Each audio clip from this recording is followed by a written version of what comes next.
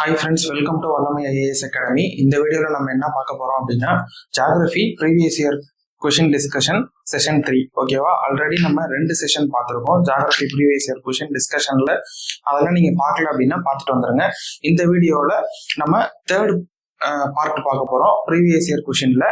So இந்த previous year கொஷின்ல நம்ம என்னென்ன கொஷின் பேப்பர் எடுத்துட்டு வந்திருக்கோம் அப்படின்னு பார்த்தீங்கன்னா Group 4 2025 and Group 2 2025. ஸோ 2 எக்ஸாம்ல கேட்ட கொஷின்ஸை தான் நான் வந்து மிக்ஸ் பண்ணி எடுத்துட்டு வந்திருக்கேன். ஸோ இதெல்லாம் வந்து ரீசெண்டாக கேட்ட கொஷின்ஸ். ஓகேவா? இப்போ நம்ம பார்க்க போகிறது, இந்த வீடியோவில் பார்க்கறது முக்கியமாக ரீசெண்ட் ட்ரெண்ட்ல லாஸ்ட் இயர் நடந்த ஒரு ப்ரீவியஸ் இயர் கொஷின் தான் இப்போ நம்ம இந்த வீடியோவில் பார்க்க போகிறோம். ஓகேவா? ஸோ வீடியோவை ஸ்கிப் பண்ணாமல் லாஸ்ட் வரைக்கும் பாருங்க. உங்களுக்கு ஏதாவது புரியல அப்படின்னா நோட்ஸ் எடுத்து வச்சுக்கோங்க. அப்போதான் வந்து இதில் இருக்கக்கூடிய சில டேட்டாஸ் எல்லாமே உங்களுக்கு புரியும். ஓகேவா? ஸோ எதெல்லாம் நான் எழுதுங்க அப்படின்னு சொல்றேனோ அதெல்லாம் நீங்க எழுதி உங்க நோட்ல வச்சுக்கிட்டு ரிவிஷன் பண்ணீங்க அப்படின்னா கண்டிப்பா ஹெல்ப்ஃபுல்லா இருக்கும். ஸோ வாங்க வீடியோக்குள்ள போலாம். ஃபர்ஸ்ட் கொஸ்டின் பாருங்க. As per the Tamil Nadu economic survey of 2024 to 2025 arrange the following in the ascending order based on the productivity அப்படின்னு கொடுத்துருக்காங்க. 2024-25 ஆண்டைய தமிழ்நாடு பொருளாதார ஆய்வறிக்கையின்படி அதன் உற்பத்தி திறனை பொறுத்து பின் வருவனவற்றை ஏறு வரிசையில் வரிசைப்படுத்துங்க. அவங்க எதுல கேக்குறாங்க? Arrange the following in ascending order. Ascending ஆர்டர்ல கேக்குறாங்க. எதை பேஸ் பண்ணி அரேஞ்ச் பண்ண சொல்றாங்க அப்படின்னா ப்ரொடக்டிவிட்டியை பேஸ் பண்ணி அரேஞ்ச் பண்ண சொல்றாங்க. ஓகேவா? ஸோ இந்த கொஸ்டின் எங்க இருந்து எடுத்திருக்காங்க? ஜியோகிராஃபி ரிலேட்டடான கொஸ்டின் தான் இது. எங்க இருந்து எடுத்திருக்காங்க அப்படின்னு பாத்தீங்கன்னா எக்கனாமிக் சர்வேல இருந்து எடுத்திருக்காங்க. ஸோ எக்கனாமிக் சர்வே அப்படிங்கிறது நம்ம தமிழ்நாடு கவர்மெண்ட் இப்போ ரிலீஸ் பண்ணிட்டு இருக்காங்க. ஓகேவா? ஸோ இது வந்து 2024 to 25 இந்த எக்கனாமிக் சர்வேல இருந்து எடுத்திருக்காங்க. நம்ம என்ன படிக்கணும் அப்படின்னா இந்த வருஷத்துக்கு 2025 to 26 உடைய எக்கனாமிக் சர்வே கண்டிப்பா படிக்கணும். ஓகேவா? லாஸ்ட் இயர் வந்து இந்த எக்கனாமிக் சர்வேல இருந்து கொஸ்டின் ரிஃப்ளெக்ட் ஆயிருக்கு. அப்போ இந்த இயருடைய எக்கனாமிக் சர்வே எடுத்து நீங்க என்ன பண்ணணும் அப்படின்னா இந்த இயர்ல என்னென்னலாம் கொடுத்துருக்காங்க அப்படிங்கிறத ஒரு கிளான்ஸ் வந்து எல்லாத்தையுமே வந்து எக்கனாமிக் சர்வே PDF டவுன்லோட் பண்ணி பாத்திரணும். ஓகேவா?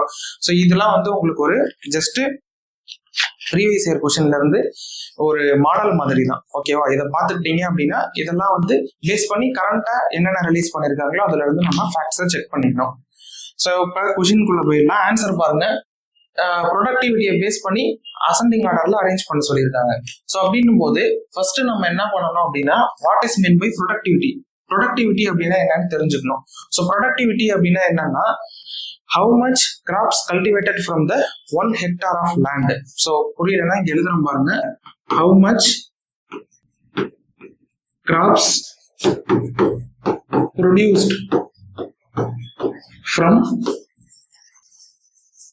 1 hectare of the land. இதுதான் நம்ம என்ன சொல்லுவோம் அப்படின்னா ப்ரொடக்டிவிட்டி. ஸோ ப்ரொடக்டிவிட்டினா என்னன்னு தெரியாம நம்ம என்ன பண்ணக்கூடாதுன்னா ஆன்சரை மனப்பாடம் பண்ணக்கூடாது. ஸோ அதுக்காக ஃபர்ஸ்ட் ப்ரொடக்டிவிட்டினா என்னன்னு தெரிஞ்சுக்கணும். ஒரு ஹெக்டார் ஆஃப் லேண்ட்ல நம்ம எவ்வளவு கிராப்ஸ் வந்து ப்ரொடியூஸ் பண்றோம் அப்படிங்கறது என்ன அப்படின்னு பாத்தீங்கன்னா ப்ரொடக்டிவிட்டி அப்படின்னு சொல்லுவாங்க.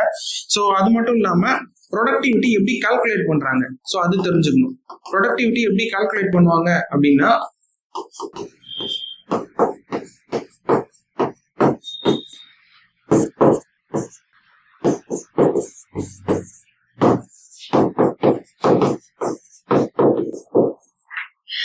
இதுதான். ஸோ ப்ரொடக்டிவிட்டி வந்து total crop produced divided by area cultivated. So இதை வச்சுதான் நம்ம என்ன பண்ணுவோம் அப்படின்னா ப்ரொடக்டிவிட்டியை கால்குலேட் பண்ணுவோம். ஒன்றும் இல்லை, இப்போ வந்து பேடி அப்படின்னு எடுத்துக்கிட்டீங்கன்னா பேடி வந்து எவ்வளவு க்ரோ ஆயிருக்கு அது வந்து டோட்டல் ப்ரொடியூஸ்ட்ல வந்துடும். ஏரியா கல்டிவேட்டட் அப்படின்னா நம்ம அந்த எந்த ஏரியால எவ்வளோ ஏரியால வந்து நம்ம அந்த பேடியை வந்து போட்டிருக்கோம், க்ரோ பண்ணியிருக்கோம் அப்படிங்கிறது இந்த ஏரியா கல்டிவேட்டட்ல வந்துடும். சரியா? ஸோ இப்போ நம்ம அதை பார்க்கலாம். அதை வந்து நான் உங்களுக்கு ஒரு எக்ஸாம்பிளோட சொல்றேன். ஸோ இங்க பாருங்க, paddy productivity, maize productivity, oil seeds, ground nut and sugar cane productivity அப்படின்னு ஆப்ஷன்ல கொடுத்துருக்காங்க. அதே போல இங்க பாருங்க, நெல் உற்பத்தி திறன், மக்காச்சோளம் உற்பத்தி திறன், எண்ணெய் வித்துகள், நிலக்கடலை மற்றும் கரும்பு உற்பத்தி திறன் அப்படின்னு கொடுத்துருக்காங்க. ஸோ இப்போ நம்ம வந்து எக்ஸாம்பிள் எடுத்துக்கிட்டோம் அப்படின்னா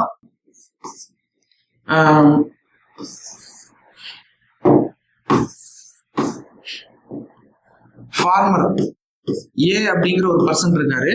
இந்த ஃபார்மர் என்ன பண்றாரு அப்படின்னா பேடி க்ரோ பண்றாரு. ஸோ அவருடைய லேண்ட்ல 1 ஹெக்டார் லேண்ட்ல என்ன பண்றாரு அப்படின்னா பேடி க்ரோ பண்றாரு. ஓகேவா? ஸோ அந்த பேடி வந்து எவ்வளவு க்ரோ பண்ணிருக்காரு அப்படின்னு பாத்தீங்கன்னா, ஸோ பேடி வந்து 1 ஹெக்டார் லேண்ட்ல வந்து அவர் போடுறாரு. ஓகேவா? 1 ஹெக்டார் லேண்ட்ல வந்து அவர் பேடி வந்து போடுறாரு அப்படின்னு பாத்தீங்கன்னா அவரு கல்டிவேட் பண்ணது.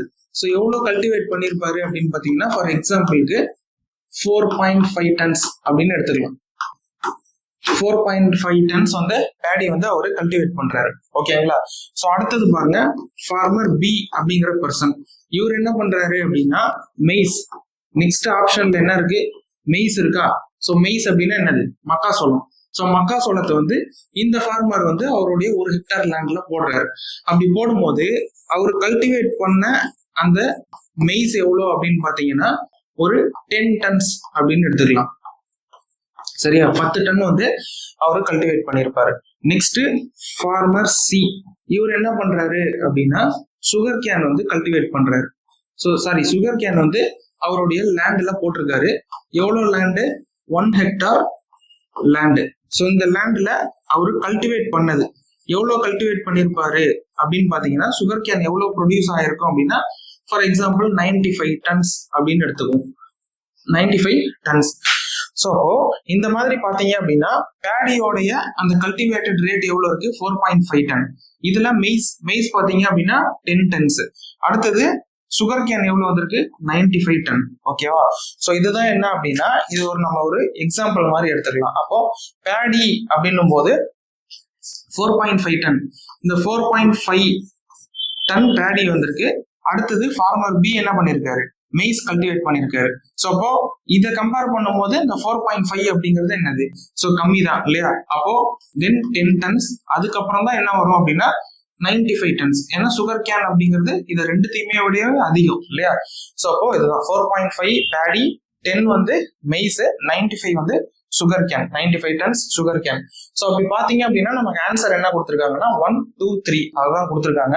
சோ ப்ரொடக்டிவிட்டி பேஸ் பண்ணி paddy, maize, oil seeds, ground nut and sugar cane productivity.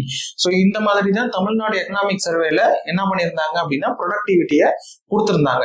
So Bedi வந்து கம்மியா க்ரோ ஆயிருக்கு, மெய்ஸ் ப்ரொடக்டிவிட்டி அப்படிங்கிறது அதை விட கொஞ்சம் அதிகமா இருக்கு, ஸோ சுகர் கேன்லாம் வந்து அதையும் விட அதிகமா இருக்கு அப்படின்ற மாதிரி கொடுத்துருந்தாங்க. ஓகேவா? அதுக்குதான் இந்த மாதிரி ஒரு எக்ஸாம்பிள் சொன்னேன்.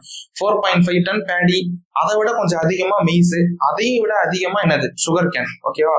ஸோ இதுதான் நம்ம என்ன சொல்றோம் அப்படின்னா ப்ரொடக்டிவிட்டி பேஸ்டு கல்டிவேஷன். ஓகேவா? ஸோ ப்ரொடக்டிவிட்டி அப்படின்னா என்ன பார்த்தோம்? How much crops cultivated from the 1 hectare of land அப்படின்னு பார்த்தோம். ஸோ அப்புறம் ப்ரொடக்டிவிட்டி வந்து எப்படி கால்குலேட் பண்ணுவாங்கன்றதையும் சொன்னேன். Total produced divided by area of cultivation. So அதை பேஸ் பண்ணி தான் என்ன பண்ணுவாங்க அப்படின்னா இதெல்லாம் வந்து கால்குலேட் பண்ணுவாங்க. ஸோ ஆன்சர் என்ன அப்படின்னு பார்த்தீங்கன்னா ஆப்ஷன் ஏ 1, 2, 3 அப்படிங்கறதா ஆன்சர். ஸோ பேடி அப்படிங்கிறது எப்படி க்ரோ ஆயிருக்கு? Less growth.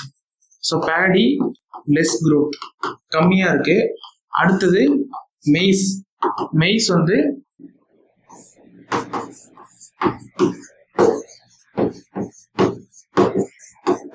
மோர் growth. அதுக்கு அடுத்தது sugar cane most growth. So ரொம்ப இதெல்லாம் கம்பேர் பண்ணும்போது இது ரெண்டுத்தையும் கம்பேர் பண்ணும்போது இதனுடைய விளைச்சல் அப்படிங்கிறது அதிகமா இருந்திருக்கு. ஓகேவா? சோ இதுதான் என்ன அப்படின்னு பாத்தீங்கன்னா ப்ரொடக்டிவிட்டி. நெக்ஸ்ட் பாருங்க, which of the following statements are true about the agricultural cultivation of 2021 to 2022 in Tamil Nadu? பின்வருவனவற்றில் 2021-22 ஆண்டில் தமிழ்நாட்டின் வேளாண்மை சாகுபடியோடு தொடர்புடைய உண்மையான கூற்றுகள் யாவை அப்படின்னு கேட்டிருக்காங்க. ஸோ ஆப்ஷன்ஸ் பாருங்க. Mayiladuthurai district involved more paddy cultivation in Tamil Nadu. Perambalur district involved more maize cultivation in Tamil Nadu. அடுத்தது Kallakurichi involve more sugarcane cultivation in Tamil Nadu அப்படின்னு கொடுத்துருக்காங்க. ஆப்ஷன் என்ன அப்படின்னா 2 and 3 ஒன்லி அப்படின்னு கொடுத்துருக்காங்க. ஓகேவா? ஸோ இதை எப்படின்றத பார்ப்போம். Mayiladuthurai district involve more paddy cultivation in Tamil Nadu எப்போ கொடுத்துருக்காங்க? 2021 to 22 அந்த கணக்கெடுப்பு படி நமக்கு இங்க கொடுத்துருக்காங்க. ஸோ அந்த சர்வே படி பாத்தீங்க அப்படின்னா மயிலாடுதுறை டிஸ்ட்ரிக்ட் வந்து மோர் பேடி கல்டிவேஷன், அதாவது நெல் சாகுபடி அப்படிங்கிறது அதிக பரப்பளவுல வந்து என்ன பண்ணல, அதிகமான பரப்பளவுல சாகுபடி செய்யல. சரியா? ஸோ மயிலாடுதுறை வந்து அதிகமான பரப்பளவுல அவங்க என்ன பண்ணல அப்படின்னா 2021 to 22 அந்த கணக்கெடுப்பு படி பேடி கல்டிவேஷன் பண்ணல. ஆக்சுவலா மயிலாடுதுறை எல்லாம் பாத்தீங்க அப்படின்னா அந்த டெல்டா பகுதியில தான் வரும். ஓகேவா? ஆனா அவங்க வந்து அப்போ நிறைய வந்து பேடி கல்டிவேஷன் வந்து பண்ணல. மோர் பேடி கல்டிவேஷன் அப்படிங்கிறது மயிலாடுதுறையில அப்போ கிடையாது. ஸோ அப்போ யார் யார் இருந்திருப்பாங்க அப்படின்னு பாத்தீங்கன்னா தஞ்சாவூர், திருவாரூர், நாகப்பட்டினம் இவங்கெல்லாம் வந்து டெல்டா ரீஜியன்ல தான் வருவாங்க. இதே டெல்டா ரீஜியன்ல தான் மயிலாடுதுறை டிஸ்ட்ரிக்டும் வரும். ஆனா அப்போ வந்து அவங்க அவ்வளவா அதிகமா நெல் சாகுபடி அப்படிங்கிறது பண்ணல. நெக்ஸ்ட் பாருங்க, Perambalur district involve more maize cultivation in Tamil Nadu. So இது வந்து கரெக்ட் தான். மெய்ஸ் கல்டிவேஷன் அப்படிங்கிறது வந்து பெரம்பலூர் டிஸ்ட்ரிக்ட்ல அப்போ 21 to 22 அந்த கணக்கெடுப்பு படி அதிகமா பெரம்பலூர்ல பண்ணியிருக்காங்க. ஓகேவா? பெரம்பலூரில் தமிழ்நாட்டிலே அதிகமாக மக்காச்சோளம் சாகுபடி செய்யப்பட்டது. மக்காச்சோளம் சாகுபடி வந்து பெரம்பலூர் மாவட்டத்துல அதிகப்படியா செய்யப்பட்டிருக்கு அப்படின்னு சொல்றாங்க. ஏன் அங்க மக்காச்சோளம்லாம் வந்து அதிகப்படியா சாகுபடி செய்யப்பட்டது அப்படின்னா நிறைய போல்ட்ரி ஃபார்ம்ஸ் எல்லாம் இருக்கும். இந்த கோழிகள்லாம் வச்சிருப்பாங்க இல்லையா, கோழி வளர்க்கிற பண்ணைகள், அங்கெல்லாம் வந்து என்ன பண்ணுவாங்க அப்படின்னா மெய்ஸ் வந்து அதிகமா வாங்கிட்டு போவாங்க. அதெல்லாம் வாங்கிட்டு போயிட்டு கோழிகளுக்கு தீவனமா போடுவாங்க. அதுக்காக அந்த சைடு வந்து மெய்ஸ் கல்டிவேஷன் அப்படிங்கறதெல்லாம் ரொம்ப அதிகமாவே பண்ணுவாங்க. நெக்ஸ்ட் பாத்தீங்க அப்படின்னா Kallakurichi involve more sugarcane cultivation in Tamil Nadu அப்படின்னு கொடுத்திருக்காங்க. ஸோ கள்ளக்குறிச்சி டிஸ்ட்ரிக்ட் வந்து சுகர் கேன் கல்டிவேஷன்ல நிறையவே பண்ணியிருக்காங்க அப்படின்றத சொல்றாங்க. ஓகேவா? ஸோ அங்க வந்து சுகர் கேன் கல்டிவேஷன் வந்து அதிகமாவே தான் பண்றாங்க. ஓகேவா? கள்ளக்குறிச்சி சைட்ல எல்லாம், ஏன்னா பக்கத்துலயே என்ன இருக்கும் அப்படின்னா சுகர் ஃபேக்டரிஸ் எல்லாம் இருக்கும். அதனால கள்ளக்குறிச்சி சைட்ல எல்லாம் பாத்தீங்கன்னா மோஸ்டா விழுப்புரம், கள்ளக்குறிச்சி இந்த மாதிரி சைட்ல எல்லாம் இந்த சுகர் கேன் கல்டிவேஷன் அப்படிங்கிறது அதிகமாவே இருக்கும். ஏன்னா அங்க வந்து சுத்தி சுகர் கேன் ஃபேக்டரிஸ் எல்லாம் அதிகமா இருக்கும். ஓகேவா? அப்படி பாத்தீங்க அப்படின்னா 2 and 3 வந்து கரெக்டான ஆன்சர். ஸோ ஆப்ஷன் என்ன அப்படின்னு பாத்தீங்கன்னா ஆப்ஷன் டி. நெக்ஸ்ட் பாருங்க, which of the following is incorrectly matched. So இது வந்து வேர்ல்டு ஜியோகிராஃபியை பேஸ் பண்ணி கேட்ட கொஸ்டின் இது. ஓகேவா? ஸோ லாஸ்ட் குரூப் 4ல வேர்ல்டு ஜியோகிராஃபி பேஸ் பண்ணி இந்த கொஸ்டின் கேட்டிருக்காங்க. ஓகேவா? ஸோ ஆன்சர் பாருங்க, டிரான்ஸ் காஸ்பியன் ரயில்வே லைன் அப்படின்னு கொடுத்திருக்காங்க. First, which of the following is incorrectly matched. கீழ்கண்டவற்றுள் எது தவறாக பொருந்தி உள்ளது அப்படின்னு கேட்டிருக்காங்க. ஸோ எது தவறு எது தப்பு அப்படிங்கறத நம்ம பார்ப்போம். Trans Siberian railway line, it connects Baltic sea and Pacific ocean அப்படின்னு கொடுத்துருக்காங்க. ஸோ இது வந்து சரி. அடுத்தது டிரான்ஸ் காஸ்பியன் ரயில்வே லைன், இது எதாவது கனெக்ட் பண்ணுது அப்படின்னு பாத்தீங்கன்னா it connects central Asia and Japan. So central ஏசியாவையும் ஜப்பானையும் கனெக்ட் பண்ணுது. ஓகேவா? அடுத்தது பாருங்க, Canadian Pacific railway line, it connects Atlantic ocean and Indian ocean கொடுத்துருக்காங்க. இந்தியன் ஓஷன் கிடையாது, பசிபிக் ஓஷன். ஓகேவா? ஸோ இது வந்து அட்லாண்டிக் ஓஷனையும் பசிபிக் ஓஷனையும் தான் என்ன பண்ணுது அப்படின்னா கனெக்ட் பண்ணுது. எது? Canadian Pacific railway line. இங்கேயே கொடுத்துட்டாங்க பாருங்க, Canadian Pacific railway line. So கனடால இந்தியன் ஓஷனுடைய அந்த கோஸ்டல் லைன் அப்படிங்கிறது கிடையாது. ஓகேவா? ஸோ அதனால it connects Atlantic ocean and Pacific ocean அப்படிங்கறத ரைட் ஆன்சர். அப்போ தப்பா இருக்கிறது எது அப்படின்னு பாத்தீங்கன்னா 3 தான். Next, transcontinental railway line அப்படின்னா it connects Buenos Aires with Valparaiso அப்படிங்கிற 2 ஏரியாவை வந்து கனெக்ட் பண்ணுது. ஓகேவா? ஸோ எது அப்படின்னா டிரான்ஸ் கான்டினென்டல் ரயில்வே லைன். அப்போ தவறா இருக்கிறது எது அப்படின்னு பாத்தீங்கன்னா இந்த 3வது தான். கனடியன் பசிபிக் இருப்பு பாதை அப்படிங்கிறது அட்லாண்டிக் பெருங்கடலையும் இந்திய பெருங்கடலையும் இணைக்கிற பசிபிக் பெருங்கடலை வந்து இணைக்குது. ஸோ வந்து 3வது தான் சரி. சரியா? ஸோ இது எல்லாத்தையுமே இப்ப நீங்க பாக்குறீங்களா, இது என்ன பண்ணணும் அப்படின்னா எது இதெல்லாம் கரெக்டா இருக்கோ அதையும் நீங்க ஒரு பேப்பர் அண்ட் பென் வச்சு நோட் பண்ணணும். இதுக்குதான் நான் சொன்னேன், எந்தெந்த இடத்துல எல்லாம் நோட் பண்ணணுமோ அதெல்லாம் நீங்க நோட் பண்ணிக்கோங்கன்னு சொல்லியிருந்தேன் இல்லையா, இதெல்லாம் கூட நீங்க நோட் பண்ணிக்கலாம். ஸோ 3rd ஒன் வந்து கரெக்ட், தப்பா இருக்கு. ஏன் தப்பா இருக்கு? அது வந்து பசிபிக் ஓஷன் வரணும், இந்தியன் ஓஷன் அவங்க கொடுத்துருக்காங்க. அப்போ அது ஏன் தப்பு அப்படிங்கறதையும் சேர்த்து படிக்கணும். வெறும் ஆன்சரை மட்டும் பார்த்து கண்மூடித்தனமா படிக்க கூடாது. சரியா? ஸோ ஆன்சர் வந்து என்ன வரும், ஏன் அது தப்பா இருக்கு, அப்புறம் மீதி எல்லா இதெல்லாம் எது கரெக்டா இருக்கு அப்படிங்கறத சேர்த்து படிச்சுக்கணும். இப்ப மேட்ச் த ஃபாலோவிங்ல கேட்டிருக்காங்க. நெக்ஸ்ட் எக்ஸாம்பிள் என்ன பண்ணுவாங்க அப்படின்னா எம்சிக்யூ டைப்ல கேட்கறதுக்கு சான்ஸ் இருக்கு. அதனால நம்ம என்ன பண்ணணும் அப்படின்னா இது எல்லாத்தையும் கரெக்டா எடுத்து எழுதிக்கணும். ஓகேவா? சோ அடுத்தது போயிடலாம். நெக்ஸ்ட் பாருங்க,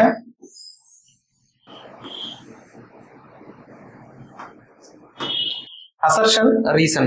Climate, relief, soil and natural resources are influencing the distribution of population.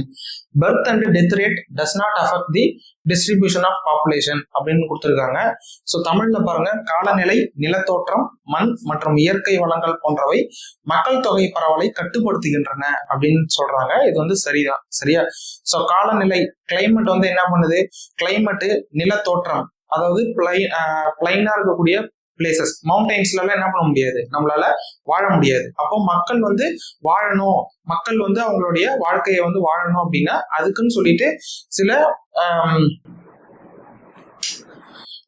அந்த ஃபேக்டர்ஸ் எல்லாம் இருக்கு இல்லையா? சோ அப்ப அப்படி பாத்தீங்க அப்படின்னா இந்த காலநிலை, நிலத்தோற்றம் அதெல்லாம் வந்து சரியா இருக்கணும். அடுத்தது வந்து மண், சாயில், நல்ல வந்து ஒரு மண் வளம் இருக்கணும்.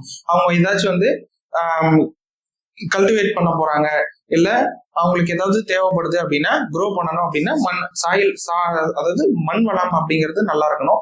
இயற்கை வளங்கள், நேச்சுரல் ரிசோர்சஸும் அங்க வந்து இருக்கணும். அப்படிலாம் இருந்துச்சுன்னாதான் அங்க மக்கள் தொகை வந்து இருக்கும், மக்கள் தொகை வந்து பரவலாக காணப்படும் அப்படின்னு சொல்றாங்க. ஓகேவா? சோ ஆனா இங்க என்ன கொடுத்திருக்காங்க அப்படின்னா காலநிலை, நிலத்தோற்றம், மண் மற்றும் இயற்கை வளங்கள் போன்றவை மக்கள் தொகை பரவலை கட்டுப்படுத்துகின்றன அப்படின்னு கொடுத்திருக்காங்க. சோ அந்த டிஸ்ட்ரிபியூஷன் ஆஃப் பாப்புலேஷனை வந்து இன்ஃப்ளூயன்ஸ் பண்ற ஃபேக்டர்ஸ் எது அப்படின்னா இது எல்லாமே தான். ஓகேவா? Climate, relief, soil and natural resources, இது எல்லாமே கரெக்டா இருந்தாதான் என்ன பண்ண முடியும், மக்களால வந்து அந்த இடத்துல வந்து வசிக்க முடியும். இல்லைன்னா வந்து அந்த பாப்புலேஷன் அப்படிங்கறத வந்து அது அஃபெக்ட் பண்ணும். ஓகேவா? ஸோ அப்போ first statement correct.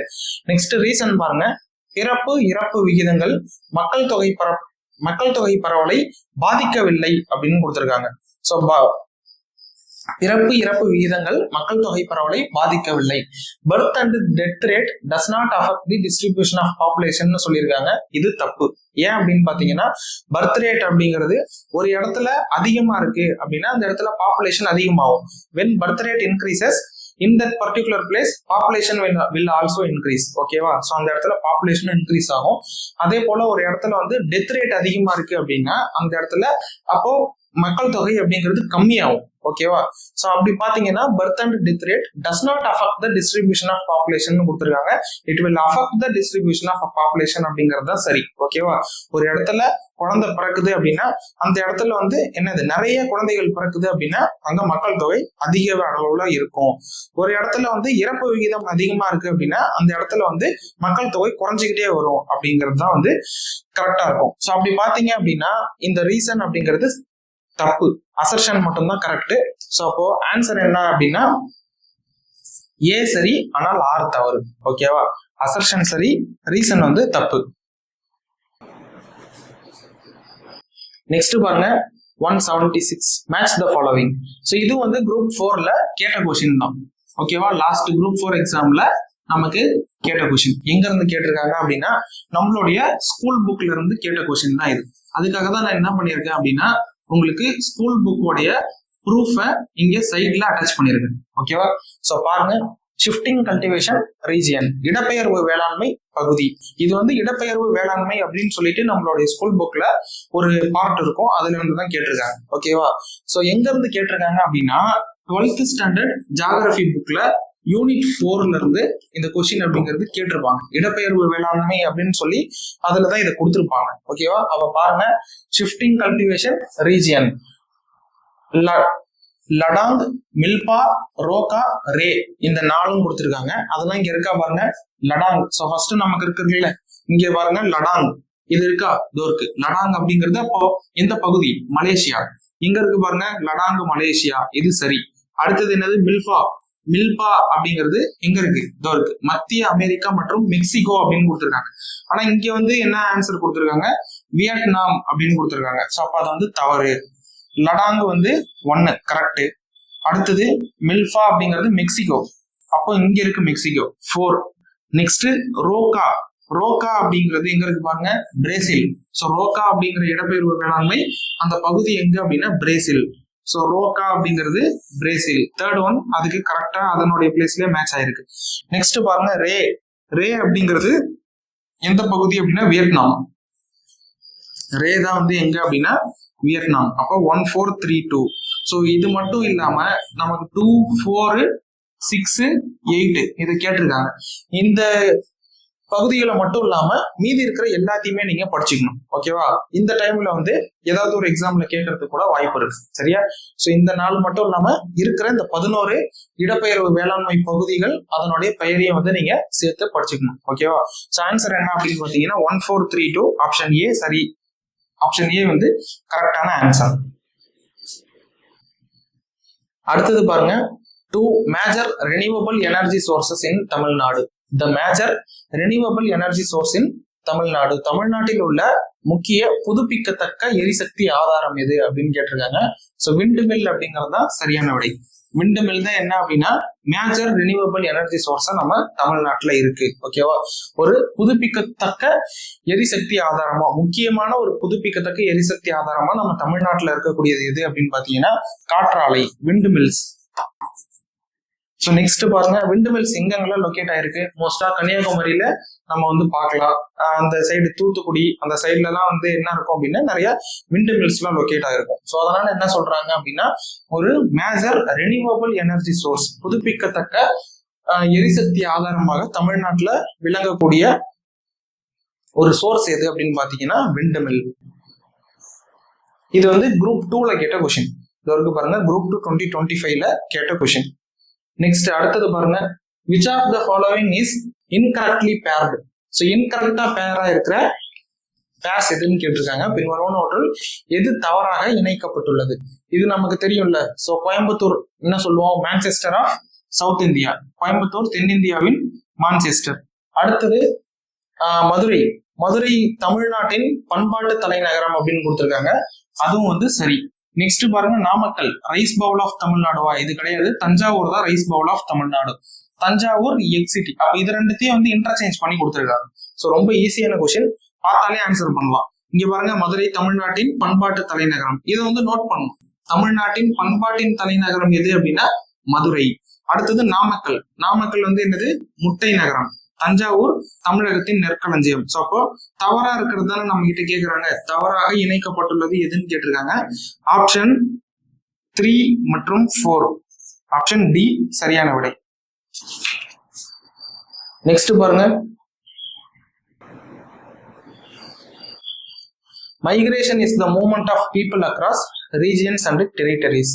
Migration can be external or international. என்ன கொடுத்திருக்காங்க தமிழ்ல, இடப்பெயர்வு என்பது பிராந்தியங்கள் மற்றும் பிரதேசங்களுக்கு இடையே மக்கள் இடம்பெயர்தல் ஆகும். ரீசன் காரணம் என்ன கொடுத்திருக்காங்க, இடப்பெயர்வு வெளிப்புறமாகவோ அல்லது சர்வதேசமாகவோ இருக்கலாம். ஸோ மைக்ரேஷன் அப்படின்னா என்னது, what is mean by migration? Migration அப்படின்னா ஒரு இடத்துல இருந்து இன்னொரு இடத்துக்கு இடம்பெயர்றது, அதுதான் நம்ம என்ன சொல்றோம் மைக்ரேஷன். அது தமிழ்ல என்ன சொல்றோம், இடப்பெயர்வு. தமிழ்ல அழகா கொடுத்துருக்காங்க பாருங்க, இடப்பெயர்வு. இடப்பெயர்வு அப்படின்னா என்ன, ஒரு இடத்துல இருந்து இன்னொரு இடத்துக்கு நம்ம போறதுக்கு பேர் தான் இடப்பெயர்வு அப்படின்னு சொல்லுவாங்க. சரியா? ஸோ அப்போ எதாவது நம்ம இடப்பெயர்வு அப்படின்னு சொல்லலாம். ஃபார் எக்ஸாம்பிள் இப்ப நம்ம வேலைக்காக ஒரு சிட்டில இருந்து இன்னொரு சிட்டிக்கு போறோம் அப்படின்னா அது வந்து நம்மளுடைய இன்டர்னல் ரீஜியன்லயே வரும். சரியா? நம்மளுடைய கண்ட்ரிக்குள்ளே நம்ம வந்து ஒரு இடத்துல இருந்து இன்னொரு இடத்துக்கு போறோம். ஃபார் எக்ஸாம்பிள் இப்போ விழுப்புரத்துல இருந்து சென்னை போறோம் அப்படின்னா அது வந்து என்னது, இன்டர்னல், அதாவது அந்த கண்ட்ரிக்குள்ளாரே நம்ம மைக்ரேட் பண்றது. ஓகேவா? ஃபார் எக்ஸாம்பிள் இப்ப இங்க இருந்து சென்னையில இருந்து நம்ம யூஎஸ்ஏ போறோம், அமெரிக்கா போறோம் அப்படின்னா அது வந்து என்னது, ஒரு கண்ட்ரில இருந்து இன்னொரு கண்ட்ரிக்கு, ஸோ வேற ஒரு கண்ட்ரிக்கு வந்து போறது. ஓகேவா? அது என்னது அப்படின்னா எக்ஸ்டர்னல் மைக்ரேஷன் அப்படின்னு சொல்லுவாங்க. இன்டர்னல் மைக்ரேஷன், எக்ஸ்டர்னல் மைக்ரேஷன் அப்படின்னு 2 இருக்கு. அதுல இன்டர்னல் மைக்ரேஷன் அப்படின்னா ஒரு இடத்துல இருந்து இன்னொரு இடத்துக்கு அந்த உள்ளூர்லயே நம்ம டிராவல் பண்ணிக்கிறது. அதுக்குதான் எக்ஸாம்பிள் சொன்னேன். விழுப்புரத்துல இருந்து நம்ம சென்னைக்கு வேலைக்கு போறோம் அப்படின்னா அது வந்து இன்டர்னல் மைக்ரேஷன். எக்ஸ்டர்னல் மைக்ரேஷன் அப்படின்னா என்னன்னா ஒரு இடத்துல இருந்து நம்ம வேற ஒரு கண்ட்ரிக்கு போறோம் அப்படின்னா அது வந்து external migration. From India to USA போறோம் அப்படின்றது எக்ஸ்டர்னல் மைக்ரேஷன்ல வந்துடும். ஓகேவா? ஸோ அப்ப பாருங்க migration is the movement of people across regions and territories. So இடம்பெயர்வு என்பது பிராந்தியங்கள் மற்றும் பிரதேசங்களுக்கு இடையே மக்கள் இடம்பெயர்தல் ஆகும். பிராந்தியங்கள் அப்படின்னா ஒரு இடத்துல இருந்து, ஃபார் எக்ஸாம்பிள் இப்ப நம்ம ஒரு சிட்டில இருந்து இன்னொரு சிட்டிக்கு போறது, இல்லைன்னா நம்மளுடைய தமிழ்நாட்டுல இருந்து கர்நாடகா போறது, இல்ல ஆந்திரா போறது, இந்த ரீஜியன்ஸ் வந்து நம்ம இன்டர்னல்லே சேஞ்ச் பண்றது, அதெல்லாம் வந்து இன்டர்னல் மைக்ரேஷன்ல வந்துடும். எக்ஸ்டர்னல் மைக்ரேஷன் அப்படின்னா என்னன்னா நம்ம ஊர்ல இருந்து வெளிநாட்டுக்கு போறது. இங்க சென்னையில இருந்து யூஎஸ்ஏ போறோம் அப்படின்னா அதெல்லாம் எக்ஸ்டர்னல் மைக்ரேஷன்ல வந்துடும். அப்போ regions and territories, movement of people across regions and territories, அதுதான் நம்ம என்ன சொல்றோம், migration. Migration can be external or international, அதுதான். ஸோ வெளிப்புறமாகவோ அல்லது சர்வதேசமாகவோ இருக்கலாம். அதுதான் என்னது, இடப்பெயர்வு. ஒன்னு எக்ஸ்டர்னல் அப்படின்னா நம்ம கண்ட்ரிக்குள்ளே, உள்நாட்டுக்குள்ளே, ஃபார் எக்ஸாம்பிள் இந்தியாவுக்குள்ளே நம்ம வந்து மைக்ரேட் ஆகிறோம் அப்படின்னா அது வந்து எக்ஸ்டர்னல்ல வந்துடும். இன்டர்நேஷனல் அப்படின்னா ஃபார் எக்ஸாம்பிள் நம்ம சென்னை சிட்டியில இருந்து யூஎஸ்க்கு போறோம் அப்படின்னா இதுதான் என்ன ஆகும் அப்படின்னா இன்டர்நேஷனல் மைக்ரேஷன் அப்படிங்கறதுல வந்துடும். ஓகேவா? அப்போ ரெண்டுமே வந்து சரிதான். Both A and R are true. இடப்பெயர்வு ஒண்ணு வெளிப்புறமா இருக்கலாம், இல்ல சர்வதேச இடப்பெயர்வாக இருக்கலாம். நெக்ஸ்ட் பாருங்க, match correctly the geographical indications GI tags of Tamil Nadu with their place and production. So geographical indications, GI tags வந்து கேட்டிருக்காங்க. ரொம்ப முக்கியமானது. நம்ம 10th ஜியாகிரபி புக்லயே வந்து நிறைய என்ன பண்ணிருப்பாங்க அப்படின்னா ஜிஐ டேக்ஸ் அப்படிங்கிறது கொடுத்துருப்பாங்க, பாக்ஸ்ல கொடுத்துருப்பாங்க. அது மட்டும் இல்லாம ஜிஐ டேக்ஸ் ரிலேட்டடா நிறைய கரண்ட் அஃபேர்ஸ் அப்படிங்கிறது இப்போ வந்து இருக்கு. ஓகேவா? கரண்டா நிறைய ஜிஐ டேக்ஸ், புவிசார் குறியீடு அப்படிங்கிறது கொடுத்துருக்காங்க. ஓகேவா? அதெல்லாம் என்னென்ன அப்படிங்கறத நீங்க தேடி கண்டிப்பா படிக்கணும். ஸோ இப்போ கொஸ்டின்ல என்ன கேட்டிருக்காங்க அப்படிங்கிறத பாருங்க. நாகர்கோயில், நாகர்கோயில்ல வந்து என்ன ஜிஐ டேக் கொடுத்துருந்தாங்க அப்படின்னா டெம்பிள் ஜுவல்லரி, கோவில் நகைகள், அப்போ 4. அடுத்தது ஈரோடு, ஈரோடு நமக்கு தெரியும் மஞ்சள், 4, 3. நெக்ஸ்ட் பாருங்க சுவாமிமலை, சுவாமிமலைக்கு வந்து குத்துவிளக்கு, சுவாமிமலை குத்துவிளக்கு. நெக்ஸ்ட் நாச்சியார் கோயில் பிரான்ஸ் ஐகான்ஸ், 4, 3, 2, 1. Option C. ஓகேவா? சோ நாகர்கோவில் அப்படின்னு இருக்கு. அப்ப நீங்க இதை வச்சு ஷார்ட்கட்ல ஞாபகம் வச்சுக்கலாம், கோவில் நகைகள். அடுத்தது பாருங்க ஈரோடு, ஈரோடு நமக்கு தெரிஞ்சதுதான் மஞ்சள். அடுத்தது சுவாமிமலை, சுவாமிமலை அப்போ எங்க சுவாமிக்கு வந்து நம்ம அந்த விளக்கெல்லாம் ஏத்துவோம், லைட்டிங் பண்ணுவோம் அப்படின்னா கோயில் இல்லையா? சோ சுவாமி மலை, சாமி இருக்கிற இடத்துல தான் அந்த விளக்கெல்லாம் வந்து ஏத்துவாங்க. அப்ப அந்த மாதிரி ஞாபகம் வச்சுக்கோங்க. 2. நெக்ஸ்ட் நாச்சியார் கோவில் வெண்கல சிலைகள், 4, 3, 2, 1. ஓகேவா? நாகர்கோயிலையும் நாச்சியார் கோயிலையும் கன்ஃபியூஸ் பண்ணிக்க கூடாது. நாச்சியார் கோயில் அப்படின்னா வெண்கல சிலைகள், நாகர்கோயில் அப்படின்னா கோவில் நகைகள். ஓகேவா? அப்ப 4, 3, 2, 1. ஆப்ஷன் சி தான் கரெக்ட். நெக்ஸ்ட் பாருங்க, last question. Which peak in Western Ghats is correctly paired with its height? மேற்கு தொடர்ச்சி மலையின் எந்த சிகரம் அதன் உயரத்துடன் சரியாக பொருந்தியுள்ளது அப்படின்னு கேட்டிருக்காங்க. ஸோ இந்த பக்கம் வந்து பீக்ஸ் கொடுத்துருக்காங்க, அந்த பக்கம் வந்து அதோடைய ஹைட் கொடுத்துருக்காங்க. கோட்டை மலை அப்படிங்கிறது 1120 metre. Next Mukurthi 2505 metre, Perumal Malai 2011, Doddabetta 2637 கொடுத்துருக்காங்க. ஸோ இதுல முக்குருத்தி வந்து தப்பா இருக்கு. ஓகேவா? முக்குருத்தி தான் வந்து கரெக்டா இருக்கு, 2505 மீட்டர். நம்ம கிட்ட கேட்டிருக்கிறது என்ன அப்படின்னா which peak in Western Ghats is correctly paired. So கரெக்டா பேரா இருக்கிற ஹைட்ஸ் தான் கேட்டிருக்காங்க. இதுல கரெக்டா இருக்கிறது எது அப்படின்னு பாத்தீங்கன்னா முக்குருத்தி தான். ஓகேவா? கோட்டை மலை அப்படிங்கிறது பெருமாள் மலை, தொட்டபெட்டா, இதனுடைய ஹைட்ஸ் எல்லாம் வந்து தப்பா இருக்கு.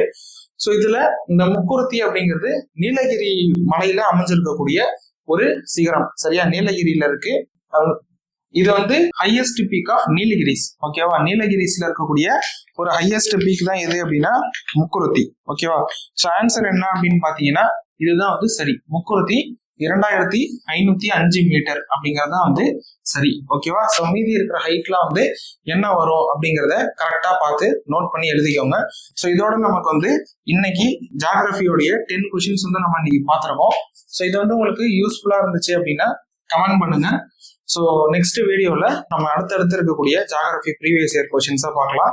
ஆல்ரெடி இருக்கிற ப்ரீவியஸ் இயர் கொஸ்டின் வீடியோஸை நீங்கள் பார்க்கல அப்படின்னா பார்த்துருங்க. மறக்காம உங்கள் ஃப்ரெண்ட்ஸ் யாராவது படிச்சுட்டு இருக்காங்க அப்படின்னா நம்ம ப்ரீவியஸ் இயர் கொஸ்டின் வீடியோஸை அவங்களுக்கும் ஷேர் பண்ணி விடுங்க. ஓகேவா? ஸோ நெக்ஸ்ட் வீடியோவில் நம்ம அடுத்து இருக்கக்கூடிய ப்ரீவியஸ் இயர் கொஸ்டின் கண்டென்ட்டோட பார்க்கலாம். So thank you friends, thank you for வாட்சிங்.